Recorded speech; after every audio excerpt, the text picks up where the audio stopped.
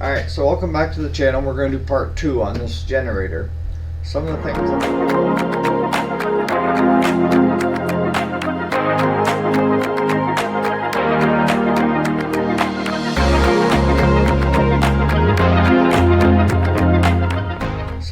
that I want to bring up before we get started, and Jason, thank you for pointing it out. Sometimes I assume, right? Alright, so you should always check compression on the engine when they come in. And what I had done was actually something that Jason had covered in a comment a couple weeks back. And that is checking the compression on the engine. And we checked the compression on the engine on the guy's truck before we unloaded it, so that we knew we had good compression and we also knew we had fire. But that's your goal, is to get compression, fire, air, and fuel. Those are your 4 main things on anything that you're working on. As far as testing the power plant with carb cleaner, I couldn't keep it running long enough, Jason, anyways, with carb cleaner to check to see what I have for power there. I'm assuming it's okay, but we're going to concentrate mainly on the engine part of it, because when it comes to these generators, we don't get into the electrical side of them. We have another company we're partners with, a good friend of ours, that does the electrical side, and that's all they do. They don't do the engine side. So to bring everybody up to speed, we've got the carburetor all cleaned, let it soak overnight. So now what we want to do is we want to start putting this back together the way we tore it apart. Put that spring right in there. Cover right on like that, and just put it back together the way you took it apart. It's not that hard, guys.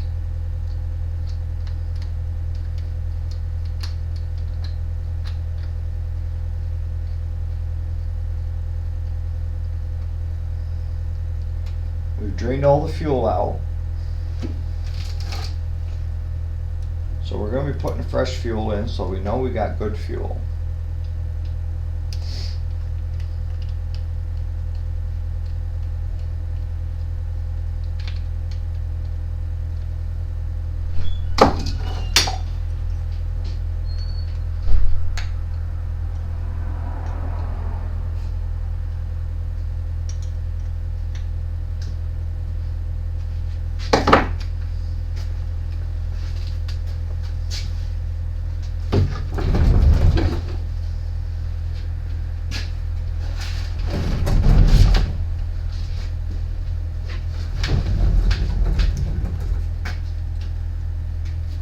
Just tip the carburetor back up where you had it. It's like this.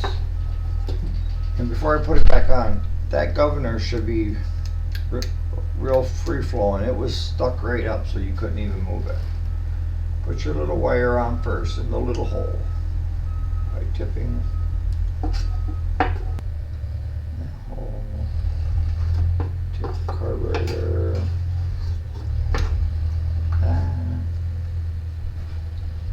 Spin it around.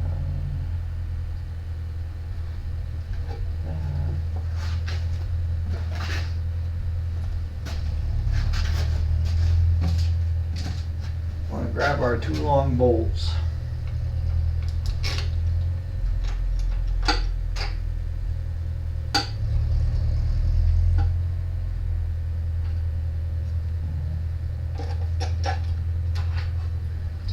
Just take it, put it back together in the same order that you took it apart, okay?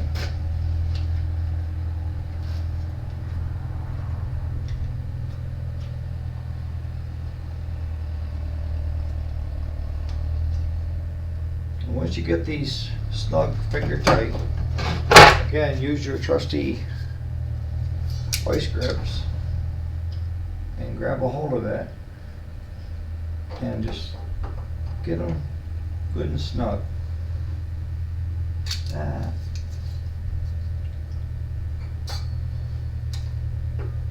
You don't want it loose because it'll suck air. But if you over tighten these, you can crack that plastic intake piece. we didn't hurt the gasket, so we're able to put that back on. And take this. I'm gonna bring this right around. Put that on. And that's where our two nuts go. Again, when you're using the vice grips on this to tighten in those bolts, just gotta be careful that you don't damage the threads where you get too far in on it. You know, you just grab a hold of the outside.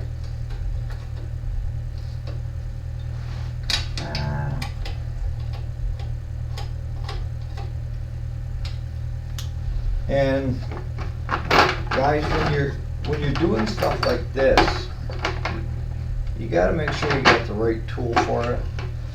I mean, you don't want a 1/2-inch drive tightening these up. You will snap and break stuff. Just get them perfect. Because I mean, this is all you need for size-wise to tighten it.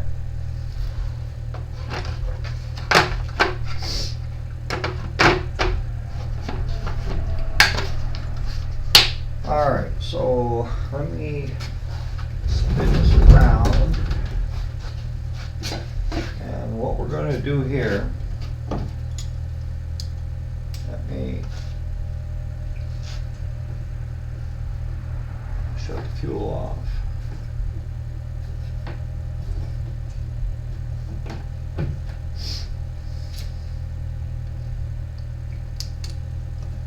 Down there.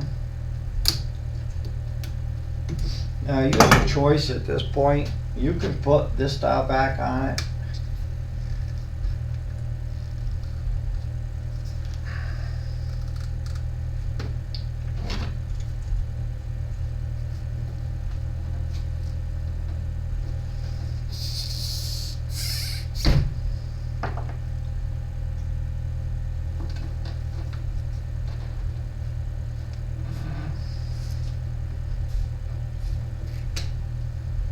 Sometimes it can be a bugger.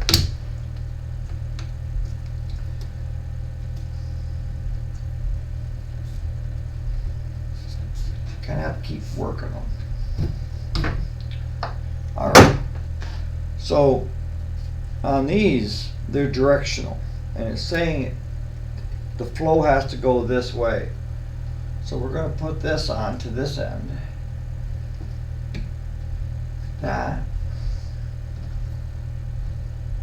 This. That's garbage. Alright, with the fuel off,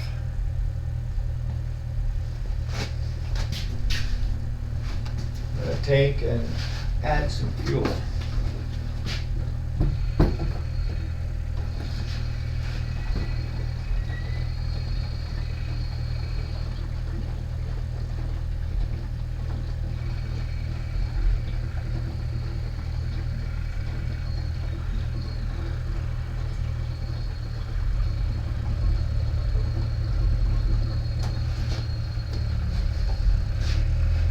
You don't need to put a lot of it in there.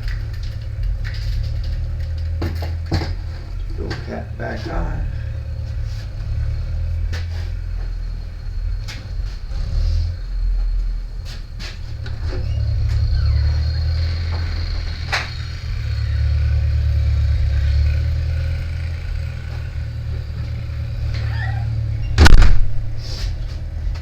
And what I like to do, it's up to you, but what I like to do before I hook everything all back up, I like to just take and open up the fuel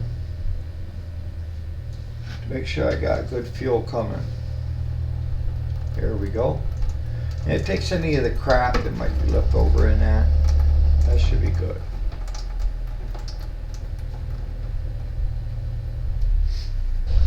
So you want to take your pliers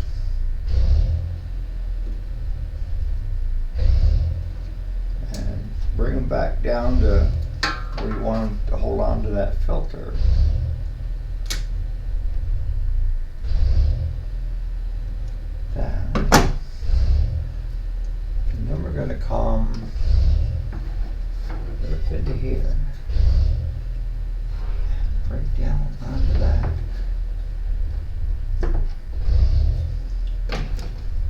same thing with that. Move it down.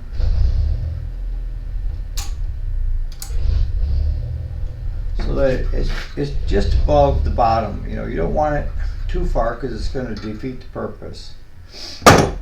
Alright, so we've got the fuel hooked up. Let's turn the fuel on so it starts to fill that carburetor. Let's see if we got any leaks before we put everything back on it.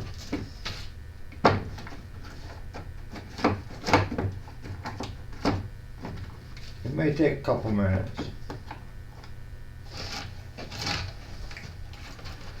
And what Claude was saying yesterday, a lot of times the stuff they send with your kits, you know, to adjust different types of jets and everything, a lot of times it doesn't get down small enough. So what he was saying was simply what we buy for the torches to clean the heads out. He said to use the smallest one that's in that and just break down through and clean it out. Gotta make sure that goes back in the toolbox out there. I've got a couple in here too. Alright, so we got the gas on, no leaks. Let's see what we can do here. Like I said on these, you never want to use starting fluid, carburetor cleaner. So I'm going to open up so that the choke is open. Give her a couple shots. Put the choke on. Make sure it's on.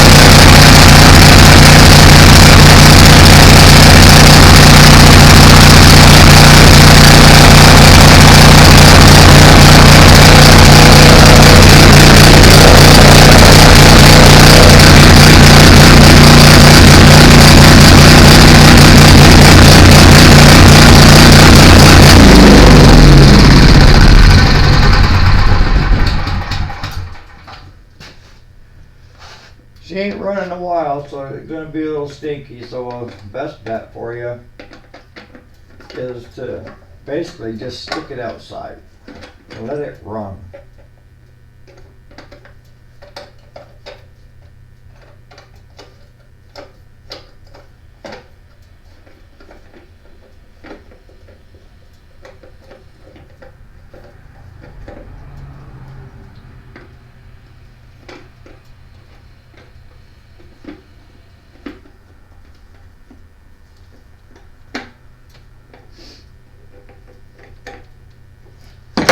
Alright, you got to remember with these, they sit for long periods of time, so you get a lot of dust and everything else on these things.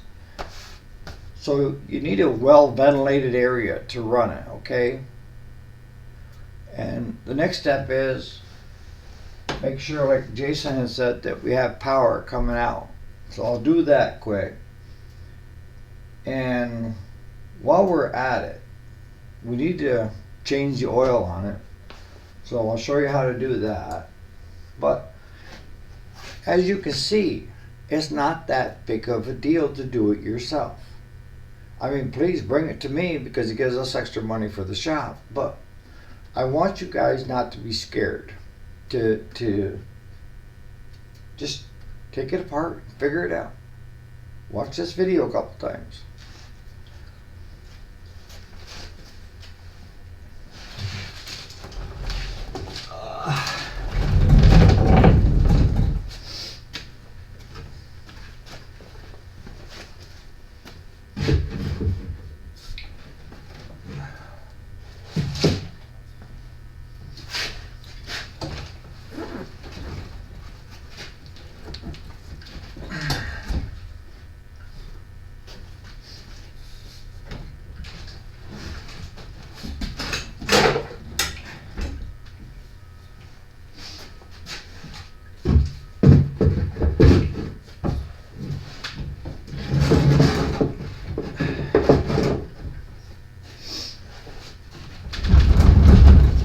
get her spun around here. One of the reasons I got this for my son is because I can move it around, show you. Alright, so the next thing we're going to do is we're going to do an oil change on this, okay? And that's simply, use vice grips if you want. Let me get something better than that. See, a typical service for us, when it comes in, first of all, we got to make sure it runs, right? But we're going to change the air cleaner if it needs. If not, blow it out with compressed air from your air compressor. We're going to change the oil. Make sure she got good fuel. Put a new fuel filter on it.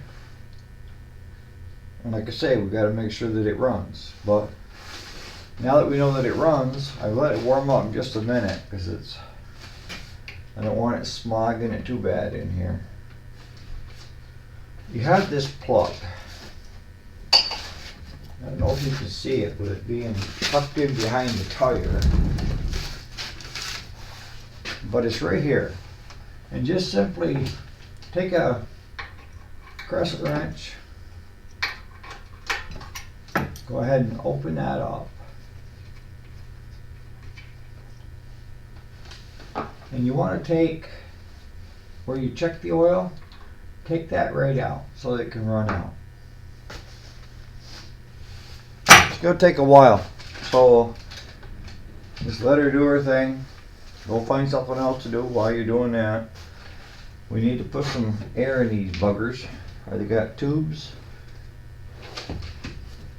Can't tell. I would say yes, we got tubes. I've seen tires, if you don't stick with them, that will actually go down after a couple of years.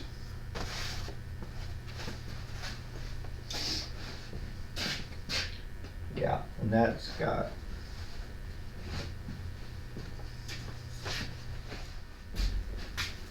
and to test the generator, the power side, I just grabbed a heat gun that we use out in the shop.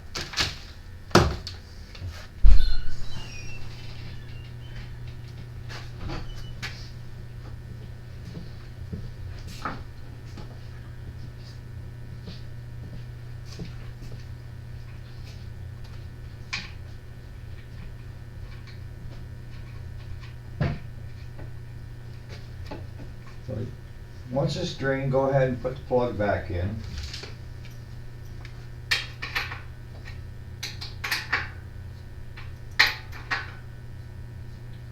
You don't need to be super tight, just good and snug.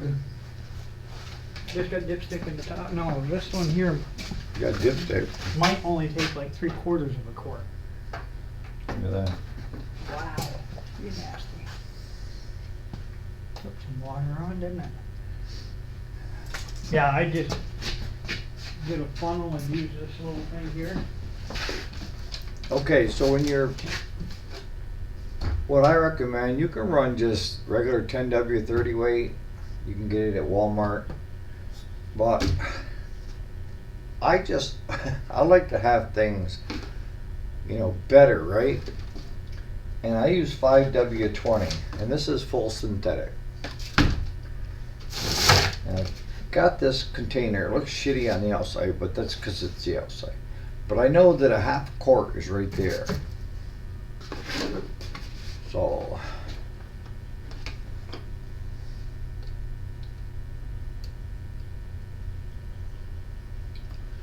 that's a half quart. Get a funnel. Stick the funnel right in there. Grab your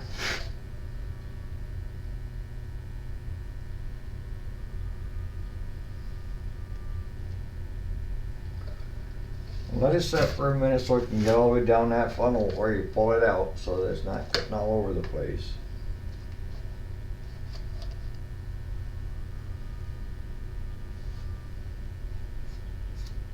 Okay, so we still need some more.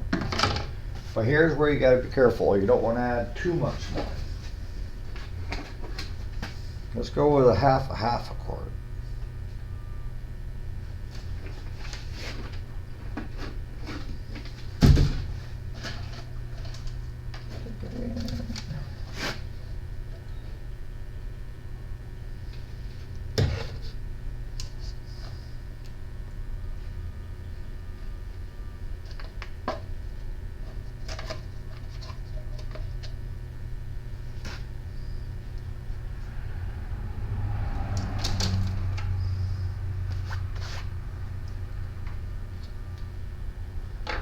A little bit more.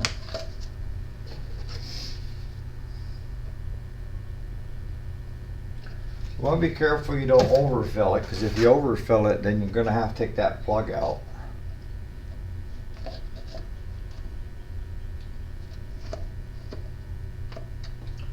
That's 1.5 quarts.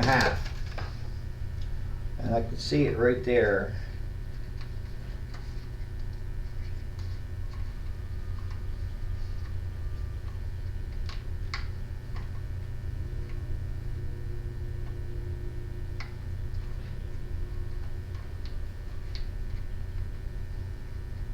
Huh.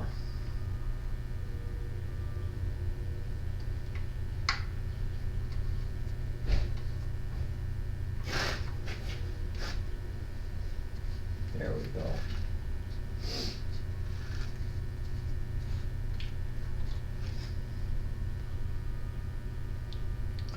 All right, so that's perfect. So we used 1.5 quarts of 5W20 synthetic. And this is Travelers, this is Walmart, okay? You can put in 10W30, you know, 5W30, it's whatever you think is best for you. I run the 5W20 in most of the stuff, you know, like the side-by-sides, four-wheelers. Alright, so we've done an oil change. We know that the engine runs. We've got clean fuel. I'm not going to bother changing the spark plug because the spark plug seems to be working just fine. If we were having issues, probably we'd change it.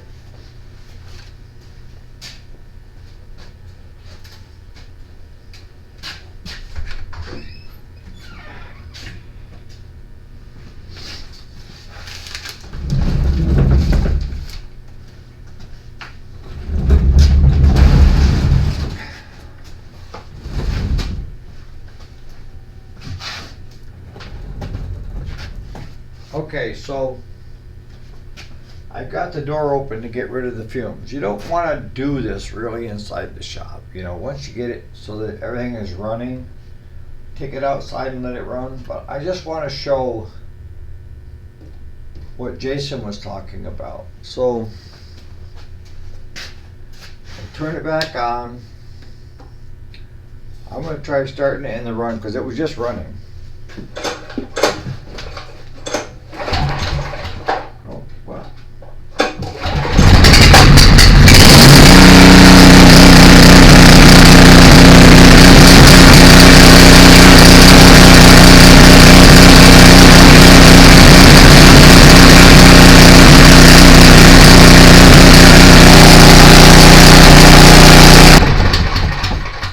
So we know that that's working.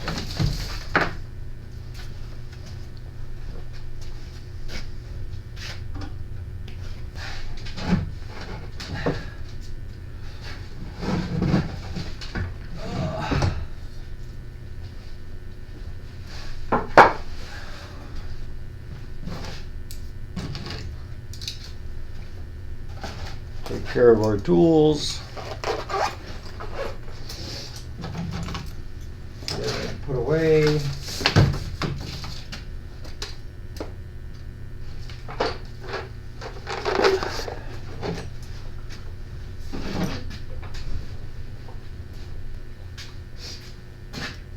And that's all there is to show you. I mean, it's not that hard. Take the carburetor apart, clean it, put a new fuel filter on it. You know, change the oil on it, air breather if it needs it, you know. But now I'm going to take this outside. I'm going to let it run for 10-15 minutes, and then I'm going to go out and I'm going to turn the fuel off, and I'm going to let it run completely out of fuel so that there's nothing left in here. If you are going to have, you know, gas in it, with running the premium non-ethanol, you're still having a chance that you're going to get some ethanol fuel. You know, there are different stabilizers out there. I think Stable makes one, but it sits on top of the gas instead of mixing with the gas, and what it does is it makes it so that it can't draw the moisture. The ethanol can't draw it out of the air because it's sitting on top. And that works well for generators. They're going to sit for a long time, boats through the winter, you know. But the biggest thing is when it comes to this generator, is you really need to go out once a month, just start it up, let it run 5-10 minutes, turn the fuel off, and let it die. You never have to use the on and off switch, guys. If you do it the way I tell you to do it, then it's simply you're supplying fuel and then you're not supplying fuel. And it'll shut off all by itself. So when you go to start it again, turn the fuel on, wait for a few minutes so that it fills the bowl before you try starting it. And then once it fills that bowl, usually first, second pull, she'll be up and running for you. And that's how you keep a generator for long periods of time. So hopefully this video has been helpful for you. And on that note, you guys have a great day, and we'll see if we can find something else to tackle and tear apart, right? All right, guys.